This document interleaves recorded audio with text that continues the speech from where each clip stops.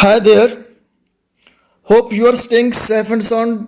This is NSLE from Concept English Plus, जहाँ पे होती है learning entertaining through desi method.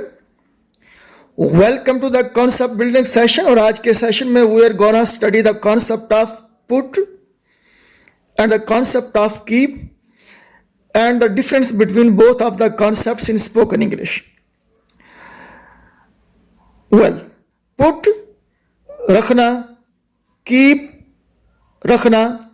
कुछ हार्ड एरिया लर्नर्स का पूछना है कि रखना का मफहूम कीप से भी अदा किया जाता है और रखना का सेंस जो है वो पुट से भी कन्वे किया जाता है. तो इन दोनों कॉन्सेप्ट्स में अंतर क्या है, डिफरेंस क्या है, फर्क क्या है कि पुट का मतलब रखना कब होता है और कीप का मतलब रखना कब होता है. तो आइए इस पर बात करते हैं जी. Very simple. फिजिकल थिंग्स का रखना हो तो इस किस्म के रखने का सेंस कन्वे करेंगे पुट से. फिजिकल थिंग्स क्या होती हैं? ऐसी अशिया जिनका कोई मादी वजूद हो, जैसे टेबल है, चेयर है, बुक है, गिलास है, बला बला. तो मादी चीजों का रखना put. For example, put the books in the bag. किताबें बस्ते में डाल दो. बुक्स क्या है? बुक क्या है? ये फिजिकल थिंग है. बुक इसका मादी वजूद है, इसे हम देख सकते हैं, छू सकते हैं. या एक और एग्जाम्पल देखें. डोंट पुट द गिलास ऑन द फ्लोर. गिलास को फर्श पर मत रखो. तो गिलास एक मादी वजूद रखने वाली चीज है जिसको देखा जा सकता है, छुआ जा सकता है. तो इस किस्म का रखना हो तो फिर मफहूम अदा करेंगे पुट से. Is it clear? आइए अब कीप पे बात करते हैं. कीप का मफहूम रखना में अगर अदा करना हो तो ये दोनों तरह से इस्तेमाल हो सकता है. अब्स्ट्रैक्ट थिंग्स का रखना हो या कंक्रीट या फिजिकल थिंग्स का रखना हो तो ये दोनों सेंसेस कन्वे करता है. पुट सिर्फ कंक्रीट और फिजिकल थिंग्स के रखने वाला मफहूम अदा करता है. कीप दोनों. अब्स्ट्रैक्ट थिंग्स का रखना हो या फिजिकल या कंक्रीट थिंग्स का रखना हो तो उसका सेंस कीप से अदा करेंगे. अब्स्ट्रैक्ट कहते हैं ऐसी चीजें जिन्हें छुआ ना जा सके. कंक्रीट जिनका फिजिकल वजूद हो, जिन्हें छुआ जा सके.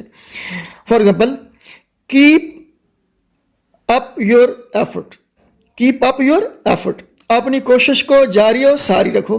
तो एफर्ट जो है, कोशिश, ये एक अब्स्ट्रैक्ट नाउन है क्योंकि कोशिश का कोई मादी वजूद नहीं होता. इसे हम देख नहीं सकते, छू नहीं सकते, इसलिए इसके साथ कीप लगा है, पुट नहीं लगा.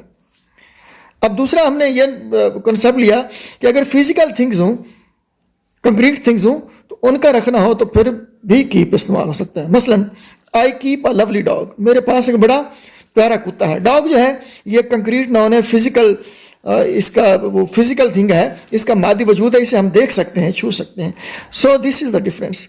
Put can be used only with the things which have physical existence.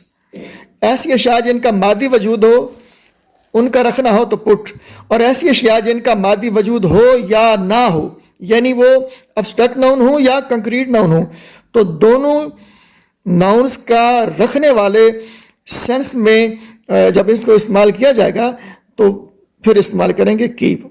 Okay. तो अगर इसको बिल्कुल ही प्रेस्ड हार्ड करना है, if we are pressed hard to draw a line of demarcation between both of the concept, then we can say we use put with concrete nouns, we use put with physical things, and we use keep with abstract things.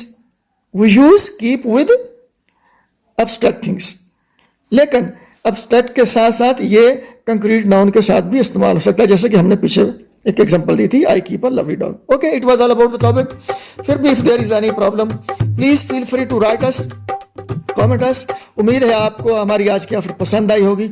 अगर पसंद आई हो तो please like करें, share करें, subscribe करें. अगले tutorial में जल्द मिलते हैं. एक दूसरे का ख्याल रखिएगा. Thanks for watching us. Good luck. Bye.